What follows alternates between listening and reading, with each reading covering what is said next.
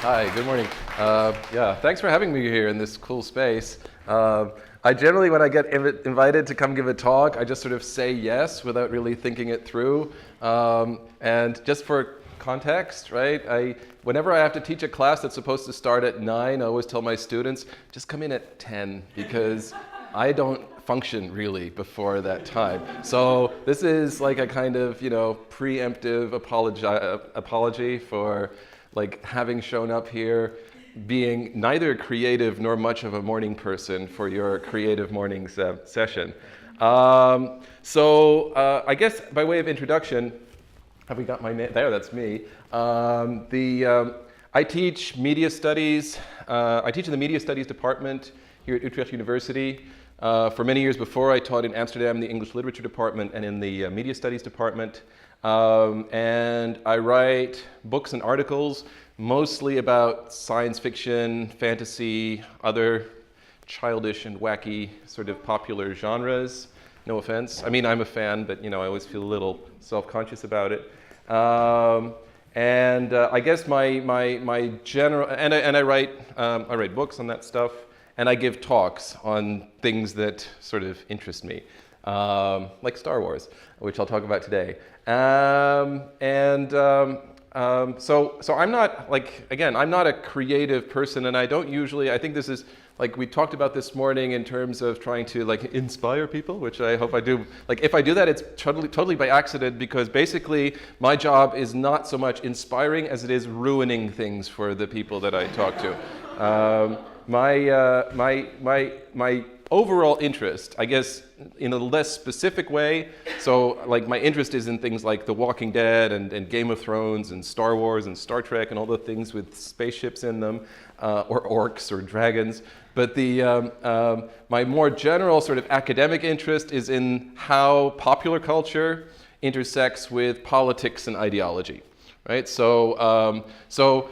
I think, context was really like a perfect word for me, because whatever I'm talking about, what I'm always trying to do is to interrupt our enjoyment of something that we have probably always learned or simply taken for granted, that its meaning is self-evident and that it exists entirely within the text that we're engaging with, and to sort of clarify how the actual context in which we experience it is often much more important to the enjoyment that we derive from it. And I guess that sounds like that's a long sentence, and I'll try to explain it using some examples. So I grew up in the 80s, right? As I think some people around here, I see some people old enough to remember the 80s. I'm used to talking to 20-year-olds who are like, the 80s, dude, are you shitting me? I don't even have to ask them who was president, right? So Ronald Reagan was president of the United States. I'm from New York originally, but I grew up here. It's looking back on the popular entertainment, on the film culture of the 80s, it's very easy for us now. I think it should be easy to sort of see how it offers a kind of extension of politics, right? That a movie like Top Gun with Tom Cruise, the young white straight man who's better than anybody else, and we like him more than anybody else in the movie, and his dream is to be the best pilot, and we know he's going to be that, right? And then he's going to beat the Soviets once they get up in the air, and he's going to get the girl, and all of those things. And there's lots of flags waving, and all of this is very clear to us that not only did it involve the actual cooperation of the United States Army, but that the American Hollywood engine was very closely aligned with American politics of the time and the type of geopolitics that the Reagan administration would do, right? So, other examples like, Sylvester Stallone playing Rambo, or Arnold Schwarzenegger playing the Terminator, or, Chuck Norris in any number of action movies. where like the one man, like the one white straight man who is muscular and self-sufficient can go anywhere in the world that he wants to and do whatever the fuck he wants with enormous explosive and exciting violence to solve problems, right? That this is a very unsubtle and direct extension of the United States geopolitical, sort of the Reagan doctrine at the time, right? Where we find that politicians, as of like in the 1980s, start talking more and more as if they're talking about like a kind of comic book world. So the Soviet Union is the evil empire, and we're going to go there and wipe them out, and all this kind of stuff. So it's easy for us to look at that and recognize that pretty easily because it doesn't seem very subtle, and also we have historical distance now, right? We can look back at it and say, yeah, it's kind of, it's weird. I saw Rambo as a kid, and it didn't really occur to me that was like a very political film, but it's impossible to watch it now and see it as anything but that because it doesn't immerse us in its narrative the way that it did at the time. So if we look at like today's political environment, the post-9/11 age, right? We find that the 21st century, we're now in the post-9/11 age because the attacks of September 11, 2001, they sort of changed our understanding of how the world order is organized. We're no longer in sort of this realm of two competing superpowers, but now we're in the world of global capitalism where the enemy is various types of fundamentalism or something like that. And American politics has been driven by the ongoing war on terror, right? The war that cannot ever be finished or won, like the war on poverty or the war on drugs or anything like that. So that's been going on for a long time, right? It starts in 2001, where we should have listened. We shouldn't maybe have listened to everything that George W. Bush said, but some things, this crusade, this war on terrorism is going to take a while. And my God, he wasn't kidding. Because even though a lot of people thought that all that stuff was going to end under Obama and that we were going to enter the post-racial world of utopian harmony or whatever, it didn't really work out that way.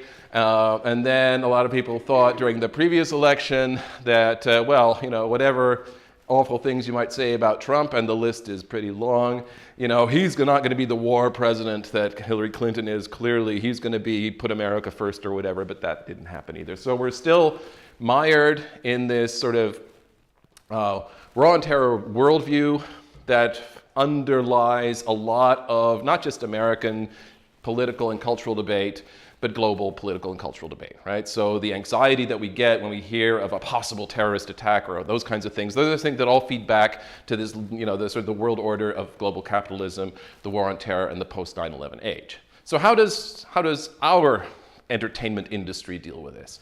Well, we have our own sort of Chuck Norris type movies, right? We really do. In a lot of ways, Mark Wahlberg is kind of our Chuck Norris now, right? There's like a whole genre of films that are sort of, they all start with this movie is based on or inspired by true events, something like that. We have one very handsome looking, and muscular, cool, clever, I don't know, a guy, right, who becomes the embodiment of the masculine, muscular nation state. He's out there suffering and dying. We're not quite dying, like he's the lone, like the title sort of gives it away. He's the lone survival based on true acts of courage. We got other dudes standing in there too, either it's Bradley Cooper or whomever dude that is in 13 Hours and the Benghazi raids, right? And again, these are movies that are made for a very specific kind of audience. They're generally marketed towards, men who are into this stuff. There's a lot of sort of mythologization of war and the idea, again, sort of this, you might say that these films, if they're about anything, they're about transforming the United States or our idea of the United States from a kind of military oppressor to the victim that suffers through all of this, right? So feel bad for the poor American soldiers sent out to the Middle East to kill people there because they come back with trauma, and we should feel bad about that in some way. So again, it's about creating narratives that support a very specific political doctrine and a political regime. But, again, it's very obvious about these films because they present themselves to us as if they are about that. And this also makes them a very particular type of entertainment that is kind of limiting in the people that it appeals to. There's a whole other genre, though, that talks about the same things, but in very different kinds of ways, right? Superhero movies have been, my first book was about superhero movies in the Bush years. Superhero movies are offer us a way to engage with the same kinds of fears and anxieties that are about the tensions in post-9/11 America or the post-9/11 world order and the war on terror. But they allow us to engage with them in ways that aren't as direct as all of those Mark Wahlberg movies, right? They're all about men being men and being heroic and doing heroic stuff. But, it's not about the Twin Towers collapsing or anything like that. We might have references to it, visual references of big airplane-sized holes in skyscrapers, even on the Dark Knight poster. We might have sort of the restaging of 9/11 type attacks on New York City, quite literally in Man of Steel or The Avengers. But they're all couched within this realm of sort of a comic book world. Nothing in it really ever happened, I don't know. Even though the Marvel Cinematic Universe is this whole elaborate construction in which there is a whole alternate timeline and things like that, we are engaging with it as a form of entertainment and not as something that is there to teach us something or to confront us with kind of historical or political reality, right? And this creates, just again for context, right? We experience them not as blank slates, right? We don't experience all films in the same way, but we are encouraged to perceive them simply as entertainment. And not only do we not think about them, but we are conditioned to not think about them and not reflect upon them critically. I hope that makes sense, right? The idea that if you, that there's a big difference between, like buying a ticket to a museum exhibition and, spending time, oh, that's very interesting. What could it mean? And sort of try to fuel your brain cells and have to work through it or something like that. Or like buying a ticket to go to the Pate Tuschinski Theater and watch, Star Wars The Last Jedi and just go, whoa, that's amazing. Look at that. That's so cool. Oh my God. And Rey, oh, So like that's it's a whole other realm, right? You're engaging with it emotionally, absolutely, right? You're being overwhelmed by visual effects and by excitement and by, cliches and archetypes, but you're not really thinking about what this is telling us about the world that we live in and how these films also construct a kind of, really a vision, an idea about the reality that we live in that is fundamentally political. And to illustrate that just a little bit, Iron Man I think is a very good example. Iron Man, how many people have seen Iron Man? Like not that many, I'm surprised. Like it's a very popular film. So Iron Man is about, a multi-billionaire CEO of a technology company who designs all kinds of things, but he goes to the Middle East and he suddenly realizes like, oh my God, like bad guys and terrorists can also use the weapons that I produce. So maybe that's not cool, right? So he invents another new technology that allows him to fly around in a metal suit and takes it upon himself to intervene in these kinds of conflicts, right? And there's a whole other plot about trying to make his company, sustainable, responsible, those kinds of things, right? So what we get in the film, and this is just a little bit of here's Robert Downey Jr. sort of trying out the suit and the cool, snazzy interface and everything, and how this sort of, how this kind of automatic and intuitive hybridization of the human body and technology feeds directly into our contemporary culture, this idea that we all have these, smartphone extensions and iPads and things like that, and we're all sort of very used to engaging with the world around us through technological media. And of course, the idea that he, like the United States military, is able to use this to just sort of, without oversight, without regulation, without democratic intervention or anything, just go and fix problems in the world, right? Just go somewhere and, and the idea that is actually, that is something that would be cool, right? To have billionaires going around fixing things for us out of the goodness of their heart because they've been traumatized.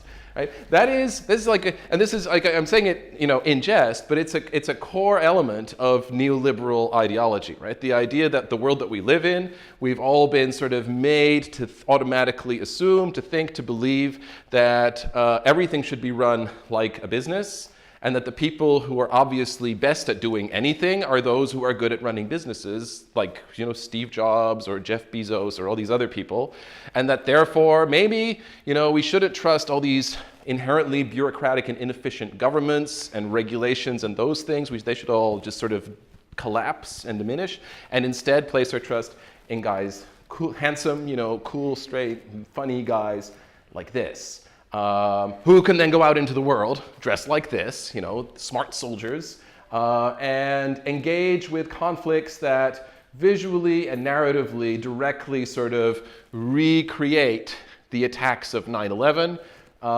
but in ways that transform a cultural and national trauma into a narrative that is both spectacular and pleasurable, right? So it's about, if that was like a moment that everybody was familiar with it because they were like, this is like a movie, right? Let's take that back, reabsorb it, make it back into a movie, and change the ending, right? So that it's an attack on New York, but we were saved at the last moment by all of these unregulated superheroes who came in and saved the day, right?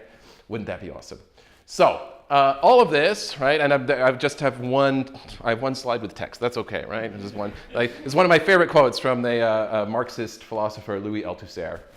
He says, because I need this to sort of to give a little bit of depth to the term ideology, right? Because we tend to think of ideology as a conscious choice, right? We choose to believe in a particular kind of ideology, whether it's liberalism or neoliberalism or anarchism, or any kind of ism, is like a set of beliefs or a religion that you, for whatever reason, choose to view the world through. But for Althusser, and I think for many people in my field of cultural theory and cultural studies, they like to point out that there is no space outside of ideology, right?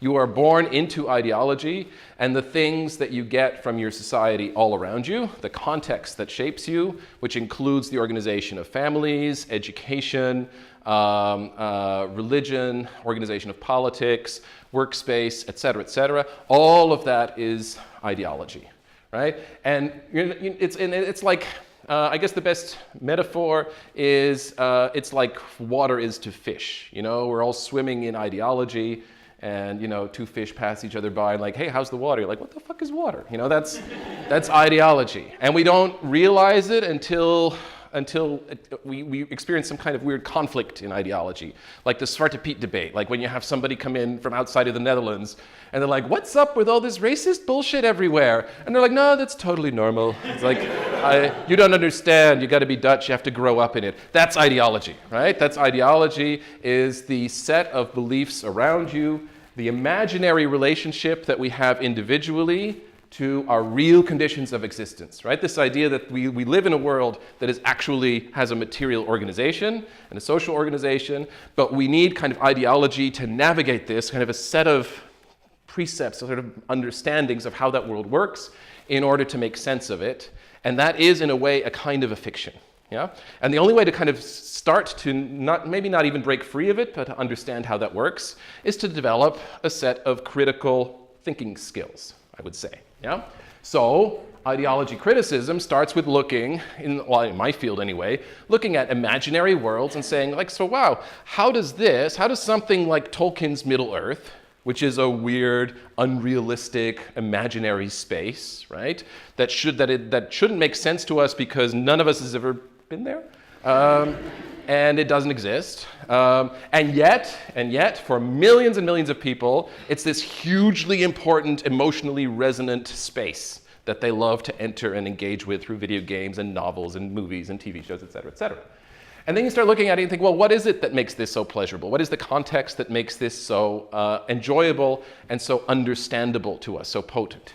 And you start looking at it and you're like, well, actually, the organization of this world is not that foreign to us at all. It's kind of organized like Western Europe, with and you have the Nordic spaces up here, and the further south you go, you get kind of the more Latin American types, and it's even more evident in Game of Thrones, where you have Westeros, and Essos, and Westeros is where the civilized people live because it's like Europe, and Essos is where all the barbarian tribes live who deal in slaves, and they are dark-skinned, and they eat raw horse meat, and there's no structure or anything like that.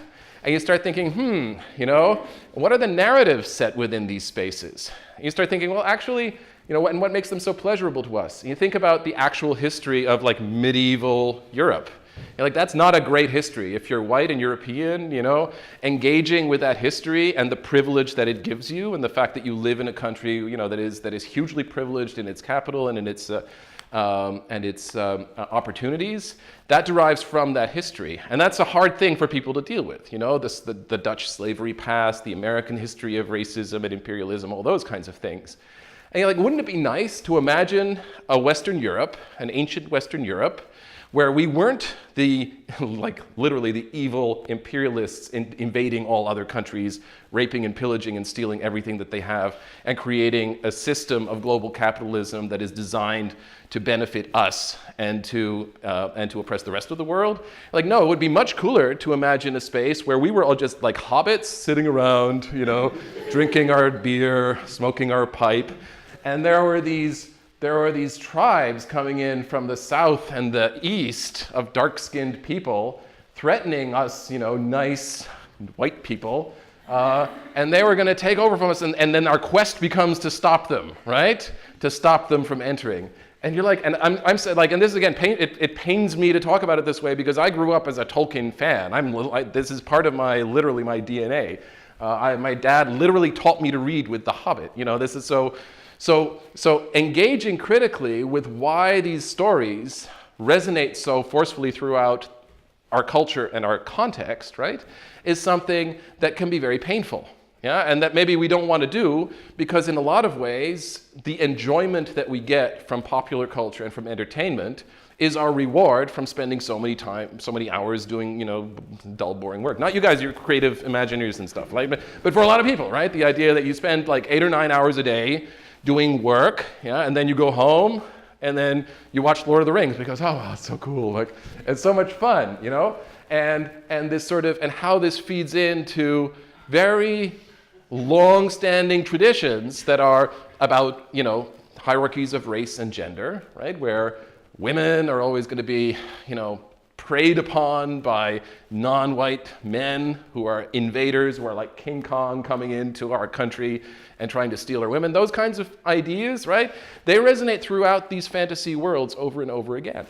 And it doesn't mean that it's not okay to enjoy The Lord of the Rings, right? Because again, we're not the thought police saying you can't enjoy these things, but it is about understanding that the way to understand how these narratives become so powerful, so popular, and so resonant within our culture is not necessarily about why a book like The Lord of the Rings has a particular kind of style or has a particular kind of structure or is written very well or very badly or anything like that, but how it connects to a cultural and ideological and political context that makes it meaningful. Right? So, as my final example, I guess, I'll talk about Star Wars because it's Star Wars just out, right? The new Star Wars movie. I went to see it on Wednesday. I thought it's opening day in the Netherlands of the new Star Wars movie. I bought my ticket like a month in advance. It was me and like 10 other nerds in this giant theater. Apparently Star Wars is not that big in Utrecht for some reason. I don't know. At the 1:15 showing last Wednesday. Star Wars is another one of those things that for me is just impossible to separate myself from, because I was 6 when my dad took me to see The Empire Strikes Back, which is irresponsible parroting, but we won't have to go into that. And ever since, like with the toys and with the brand and the sequels and all of that stuff, and every part of it just embedded itself within me. But Star Wars, again, is one of those things that we think about, like it's a galaxy a long time ago in a galaxy far, far away. But what makes it so resonant to us? Well, again, this is a question of context and how the narratives and the imagery of Star Wars play into ideas that are important and meaningful to us in the here and now. And one thing that surprised me recently was my previous book was about Star Trek and its long history of transmedia storytelling. And as somebody who's been kind of a fan, sure, for like 40 years now, and who knows a lot of people who are fans and who does like fan studies as part of like your academic profile, I was surprised to find that the biggest organized Star Wars fan club is something called the 505th 501st Legion, and they are men, almost exclusively men, who love to dress up as stormtroopers. And they're all over the world. You should go to the website, 501stlegion.com. You're only allowed to join if your uniform perfectly matches the specifications of these stormtrooper uniforms in the movies. There are a number of choices, but they're very strict about this. If you sign up, you're given a number, which is you'll keep for life. Even if you leave the club, you won't lose your number. And the whole thing, even though they do, like they say, it's cool. We love to parade in Nazi uniforms, but we only do it for charity, right? There was something very disconcerting about this to me. This idea that, to me, it was obvious always that Star Wars is, it's a mythological thing. It's a little bit like The Lord of the Rings, but it's also a morality tale, right? It's about a battle between good and evil. And it's not just a generic battle between good and evil. It's literally a battle between Nazis, because the Empire wears Nazi uniforms and their soldiers are called stormtroopers. I mean, it's not very subtle. Here's the clip from The Force Awakens recently. And a rebellion, which is a coalition of minorities, women, weird-looking aliens, and that kind of stuff, who are trying to create freedom and democracy in the galaxy against their Nazi oppressors. So the desire that this triggers in people to then become the Nazis and to dress up like the Nazis and to play video games where they demand, and this is interesting, like the early video games in Star Wars, the Star Wars video games, you always had to play the rebellion. And fans started saying, no, we want to fly the TIE fighters, and we want to blow up the rebels, the rebel scum, So I started, and then all of a sudden this became this, when the new movie came out, The Force Awakens, 2 years ago, these images started to circulate on the internet gutter of 4chan and Reddit, these kinds of spaces where fans, mostly white, male, straight fans of Star Wars and other popular culture, congregate and talk and love to be, politically incorrect. This is also the space where the alt-right kind of emerges. And one thing that they objected to when the first trailer appeared for The Force Awakens was that a stormtrooper takes off his mask and turns out to be a black man. And they were so offended by this because clearly this was multiculturalist propaganda designed by social justice warriors, ruled over by awful anti-Semitic stereotypes. And they started making these cynical, ironic jokes about this and spreading memes like boycott Star Wars 7, hashtag white genocide. If you're baffled by the term white genocide, that makes sense because it's the one kind of genocide that historically we have never had, but it's code for, misogyny, racism, anti-Semitism, anti-multiculturalism, it's code for Nazism. And this image, I think, is very provocative, right? Because it's the cool white dude whose coolness is there in his casual attitude, his sort of smirking superiority, and of course the stormtrooper mask, right? The idea that there is nothing political about this, but that it is simply about what they call celebrating white culture, which also, of course, means taking photographs like this, where Jewish director J.J. Abrams, white woman Daisy Ridley, and black man John Boyega are laughing it up on the set, and combining that with this 1950s American Nazi cartoon in which we see a Jewish media mogul putting together a black man, a horny black man, and a voluptuous white woman, because that is what the mainstream media do. They enforce their liberal social justice warrior propaganda upon us. And this is spread as boycott Star Wars 7, multicultural, diverse Jewish filth. This is not pretty, any of this, right? This is the part of the internet that usually falls outside of my filter bubble, and probably outside of yours, that it took real effort to actually start to have to engage with. And it's only because of things like Brexit and Trump and the rise of the far right across Europe that you start wondering, where is all of this coming from? And what does it have to do with something like Star Wars? And then you sort of start realize, wait, this is not the context in which Star Wars operates. Even though if you look at a movie like Rogue One, where we have, a woman leading a multi-ethnic group of rebels fighting a gang of fascist thugs who are also white supremacists. And you go, yay, that's awesome, right? That's good, that's anti-fascist. I wrote a whole article about it, how cool Rogue One was for doing that. And they sacrificed their lives, and it's so moving. But then if you go like online and you Google Rogue One shirts, what do you get, right? You get stormtroopers, the cool stormtroopers, right? The Nazis. And this is a weird thing that even if we, like in our world of branded global franchises like Star Wars, the movies make meaning in a lot of different ways. And the new one, again, tries to push it even harder and puts women even more at the center, and multiculturalism more at the center. That's not a spoiler, right? More at the center of the story. It does it in politically interesting ways. But it does it in a context where a lot of our understanding of it is shaped by the video games and the toys and all of these other things that can depart very far from the actual political messaging of the film, creating this weird contradiction, right? Where on the one hand, we get a kind of political message that the film tries to give us in its content, and on the other hand, this branding that is everywhere, or the easily reproducible cool image that is fundamentally fascist aesthetics of stormtroopers, Kylo Ren, Darth Vader, and those kinds of things is marketable and easy to do. And it's something that makes sense in the whole logic of these films, which are made to overwhelm us. They are specifically designed for us to make us submit to them, right? Sit back and submit. And I just want to, like, again, if this is about ruining stuff for you, I hope I'm getting somewhere. But that there's something really worrisome. I'll just put it that way, about the way in which we allow these things. We actually encourage these corporations with increasing power. Just yesterday, the news broke that the Walt Disney Company has now purchased Fox, and nerds over the world went, yay, that's great, because now we can join the Marvel Cinematic Universe with the Fantastic Four and with the X-Men. Oh my God, and Logan is going to be an Avenger. Oh, you know, and like, wait, this. And on the same day, net neutrality is repealed by the FCC, so corporations have more power over how we get to access digital stuff. And this is like, it's like the empire is winning, right, in the real world around us, because powerful corporations are just being made much more powerful. The entertainment that they're providing is organized in a way to make us submit to their forms of entertainment that simply roll over us without giving us space or time to really reflect or think about them critically. And it does so using the visual vocabulary of traditional fascist propaganda in a lot of ways. As many other films do as well, just to ruin The Lion King before we end.